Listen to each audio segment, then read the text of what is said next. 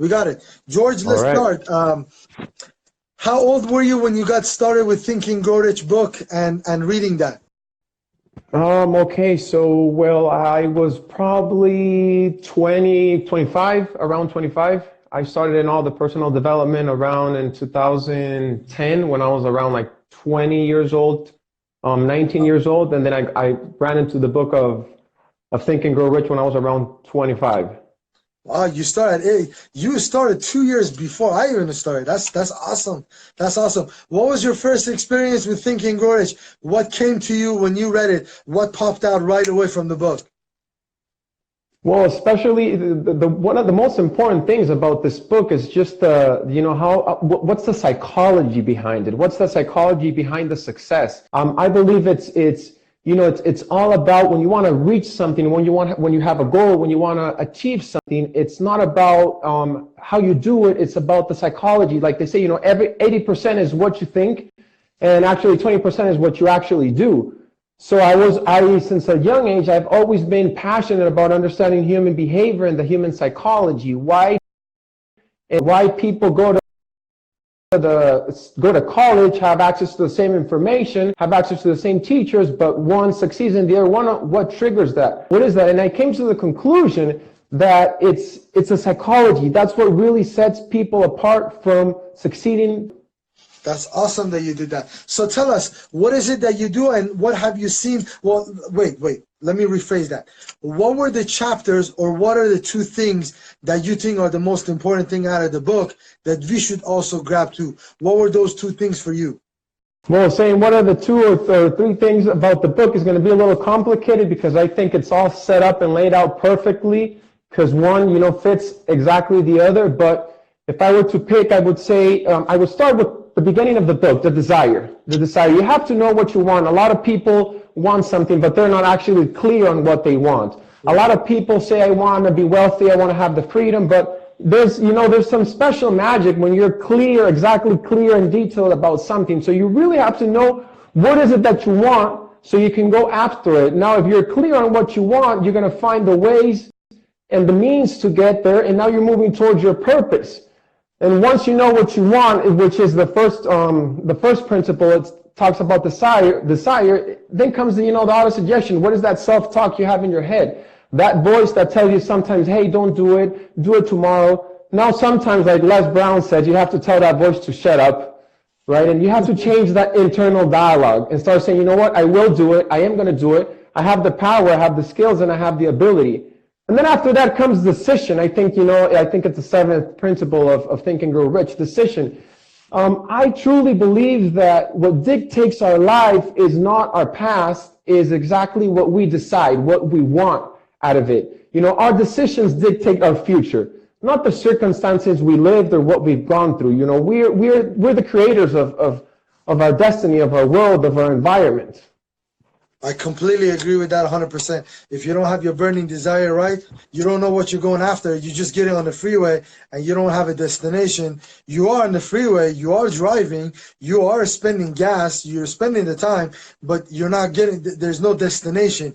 The navigation doesn't know where to take you. You're just on the freeway. And that's what ends up happening with a lot of people, that they have an idea of what they want, but they haven't written it down, and they do that. That's awesome. George. Like they say, there's a difference between speed and direction. There's a lot of people that are going very fast, but they don't know where. Once you have direction and you know where you're going and you're clear, you move toward that purpose in a more meaningful way.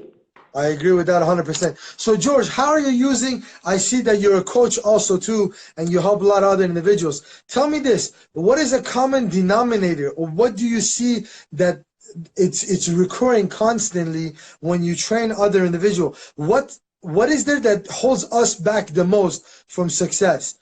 Have you experienced that? Is there a common denominator between your students and the individuals that you coach? Well, I think one of the common denominators, and I think this would probably a lot of people would relate to this, and of course I did in a certain part of my life, is fear. It's the fear of making the move. It's the fear of making the call. It's the fear, but I get, thinking about it, it's just the fear to the unknown, because nobody wants to walk into something unknown. Nobody wants to walk into something that is uncertain. So that fear, and well, I don't know if you heard it before, the fear, the acronym starts for false evidence appearing real. Right. Right? So one of the common denominators is that I work with people is it's the fear, and it's all, and I ask them, like, you can't do this, where can you do it? Can you do it like in the real world out there, or is it just in your head that you can't do it? And most of the times it's just that self-talk saying, no, I can't do it, because you have the fear of rejection, because you have the fear someone will tell you no, or you won't make it. And the thing is that our brain, it's not designed to make us happy. Our brain is designed to protect us. Right. So if we go back, thousands of years ago, if you were a caveman, you would probably try to recognize what is going wrong and then not being attacked by a tiger or by a lion. But nowadays, it's like if you go on the street, you're not going to be attacked by a tiger or a lion, but you're facing rejection. You're facing someone that would probably bully you. So fear to that makes people hold back. Or your competitor is trying to bully you out. Some of my competitors are worse than the lions. At least the lions, when they catch and they eat and then they go take a rest for a couple of days. My competitors are not sitting around doing nothing for a couple of days. I wish that was the case. But just to add that, George, I am their competition, and while they're sleeping, they're not doing anything. I'm the tiger. I'm the lion over there. So now it's the face of the lion has changed, but the lion still exists. Exactly. You got to keep moving forward. Same thing in real estate, in your business. Yes. Real estate agents are about to grab your clients constantly. 100%. Like I say, life is a fight about territory. When you stop fighting for what you want, what you don't want is going to take over. And there's no staying still in life. You're either moving forward or you're either moving backwards. So you got it, like Einstein said, that life is like riding a bicycle. In order to keep the balance, you got to keep moving, right? So I think that's what it's all about. You got to always keep moving forward. That's how you got to do it. So let me ask you a question. George, do you do commercial real estate or do you do residential? Mainly residential real estate. We do residential real estate, but in my brokerage, we do commercial, we do yachting, and we also do aviation. Got it. Where is your farm at? I am in Beverly Hills. Based in Beverly Hills. Beverly Hills, very good.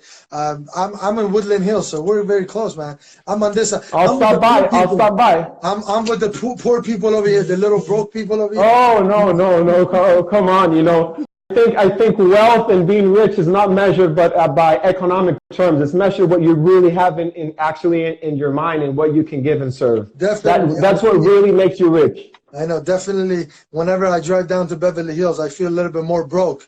So once in a while, I got to make a decision that every month I got to drive out over there. So I kind of brainwash myself that there's like so much abundance. You see all these brand new cars over there. And this is exactly what I was telling my friend. How he moved to a different state about 2.5 years ago. He moved to Arizona, Phoenix itself, and we catch up once in a while too. And you don't see as much as flashy cars, flashy houses that you see over here. Over there, people are just more normal lifestyle. As long as they're cool, everything is cool. They don't flash. So he comes back here every time, and then he goes, I keep forgetting how much people over here spend money on cars, all the image that they want to do. So it's crazy how we do it. How long you been in real estate, George? Well, I would say technically 2 years. I've been in real estate technically 2 years. And to add to what you were saying, one of the reasons that I started out in Torrance, and one of the reasons that I decided to make the step towards Beverly Hills is because it's an environment that is extremely competitive. And it's a tough environment to work on. But I said to myself, if I'm comfortable here in Torrance and everything is doing good, but that's not enough. So you know what? I'm going to look for a new challenge. I'm going to try to grow. I'm going to push beyond that resistance, even though, I came and it's a huge challenge. Like I said, it's extremely competitive, but I know that if I'm in a more competitive environment and there's people that are producing way much than me and that are way better than me, then that's going to push me. I'm going to push myself harder to keep myself at least in the game. So that's one of the reasons I'm like, okay, I want to go there. Where's the toughest place to be? Okay, Beverly Hills, okay, I want to go there. And, the story behind that, it's crazy because once I was in Torrance, I'm like, okay, what's the best place or what's the most expensive real estate here in Los Angeles? And I thought, okay, LA. So I want to work there. In Beverly Hills, excuse me. I want to work there. And I started every single day sending emails to all the brokerages in Beverly Hills, expecting for someone to answer. No one replied. I didn't get any answer. I keep doing that every day, every day. I would stay up until like 2, 3 a.m. in the morning sending emails. No one would reply. Finally, I saw an ad on Craigslist, and it said, come and work for this company of real estate brokerage. Nothing else. And I said, okay, you know what? I'm going to try one more time. I remember that time it was 2 a.m. I'm going to do it one more time. And I send my resume, and the next day they call me and they contact me like, okay, I want to interview you.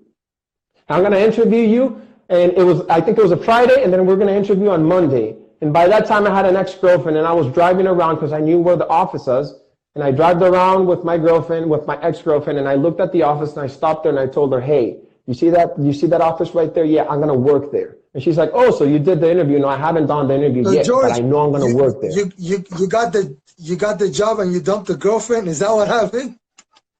Well, the story's a little long and we don't have time, but the important thing is that I got the job. Here. We'll do that story. Yeah, no, don't worry. No, we're talking about mindset here. So, you know, and I'm just, I love how you said the ex-girlfriend. I love how you said the ex-girlfriend. The ex-girlfriend, just is illustrated. And well, you know, the focus, the determination, having the proper mindset, and just being able to go out there and put yourself out there with no fear. And well, I can say, look, here I am. Here I am. Has it been easy? No, because life is not easy, and we all know that. But is it worth it? Yes, it's worth it, because you only live once, but if you do it right, you know once is enough. That's it. That's how it is. George, give me your best sales pitch. Why should people read Think and Grow Rich? Give me the best shot at it. All right, look, if you're a person that is not satisfied where you are at this moment, and you want to start to live life by your terms, you should read this book, Think and Grow Rich, and learn from the most influential people and most successful people in America, because this will be a life-changing book for you, has it been for me and for millions of people out there. I appreciate it, George. I couldn't agree with you more. That's exactly why this channel is here and why we're preaching so much about Think and Grow Rich and the philosophy behind this book and the principles that you and I also have done. But George, you and I are going to be contact. I'm not done with you, brother. You're in real estate. I'm in financial services. We got a mastermind group happening very, very soon. I'm going to invite you to that. You and I are going to be talking. Hopefully I grab your number. I got your number, but I'm going to call you. We're going to talk. And then I got another buddy of mine who does a lot of real estate in the Valley. So maybe you guys can get hooked up, do some stuff in the Valley and Beverly Hills. You know, I'm not in real estate, so you guys do whatever you need to do. Hopefully that will, you know, be very fruitful for you too. But I appreciate you putting this time. I know you're working hard, and you and I are going to be in contact. Thank you very much. 100%, 100%. Thank you so much for the opportunity of being here, and for all the people that are listening here. Just, you know, go out there, share your gift, because this world needs us to share our gift to make this world a better place. And we're all gifted. We all have greatness in us. And, you know, thank you. I want to acknowledge you for using this platform and social media to actually spread some positive words out there and some cool knowledge for the people and empower everyone around there. Thank you so much. Brother, thank you so much, and we'll be in touch. Have a good one. Bye-bye. It's a pleasure.